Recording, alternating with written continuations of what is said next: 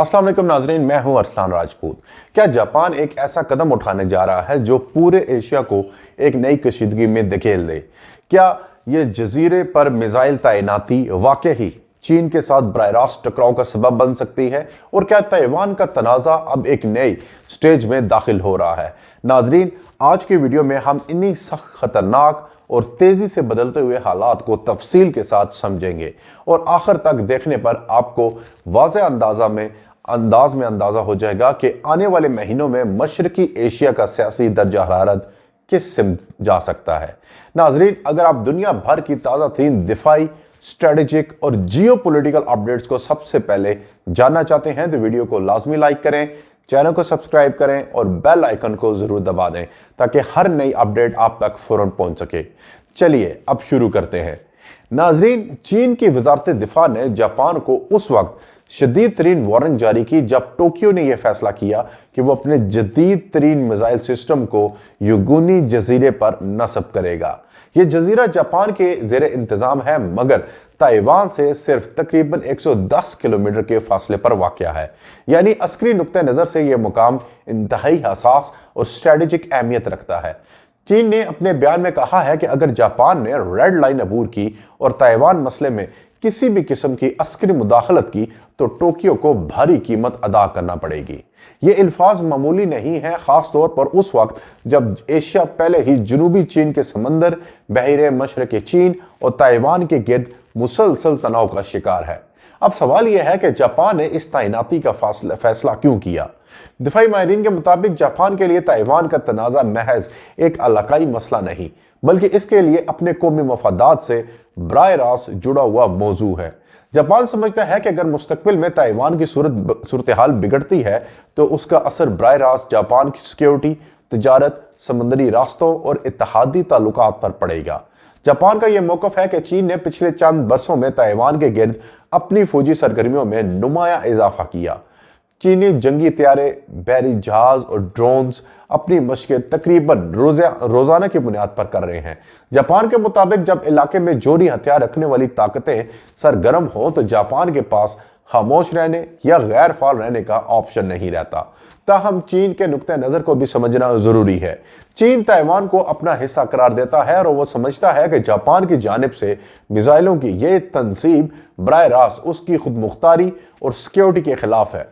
Beijing के मुताबिक अगर जापान इन मिसाइलों को अमेरिका के साथ मिलकर किसी मुश्तरका दिफाई नेटवर्क में शामिल करता है तो ये इसके खिलाफ मुखलफाना इकदाम तस्वर होगा। यही वजह है कि चीन ने अपने बयान में ताइवान को रेड लाइन करार देते हुए कहा कि वो किसी भी मुल्क की अस्करी मुदाखलत बर्दाश्त नहीं करेगा। एक और अहम पहलू यह है कि युगुनी जजीरा जोग्राफाई एतबार से इंतहाई स्ट्रेटजिक मुकाम पर है। यह जजीरा ना ज़्यादा बड़ा है और ना ही फौजी लिहाज से मजबूत मगर इसके मुकाम इसे एक बड़ी स्ट्रेटेजिक वैल्यू बना देता है। जापान अगर मिसाइल सिस्टम यहाँ नस्ब करता है तो वो चीन की बहरी नकलो हरकत, ताइवान के गिर्द फौजी सरगर्मियों और मुमकिन चीनी हमले के रास्तों को बआसानी ट्रैक कर सकता है।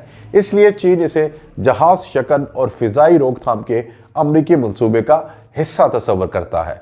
अमरीका और जापान के दिफाई ताल्लुकात भी इस कहानी का मरकजी हिस्सा है।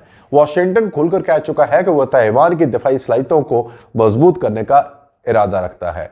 अमेरिका ने जापान को जदीद रडार सिस्टम्स, तवील फासले तक मार करने वाले मिसाइलों और इंटेलिजेंस शेयरिंग टेक्नोलॉजीज की फराहमी पहले ही बढ़ा दी है। इस सूरत हाल में चीन को यह खदशा है कि जापान की मिसाइल तनसीब दरअसल अमरीकी दिफाई पॉलिसी का तोसी हिस्सा है।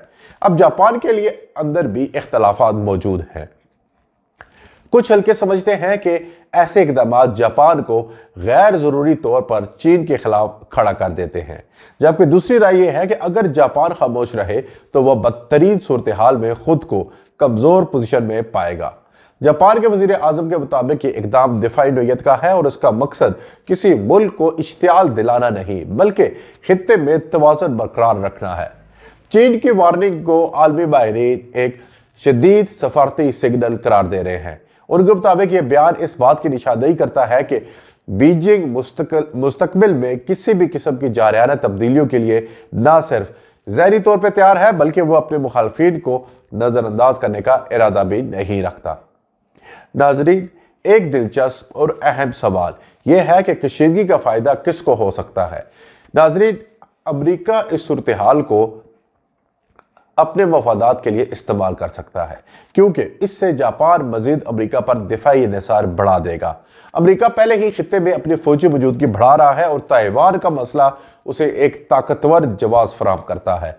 दूसरी जानिब चीन समझता है कि अमेरिका जापान के जरिए इसके गिर्द हल्का बंदी बना रहा है।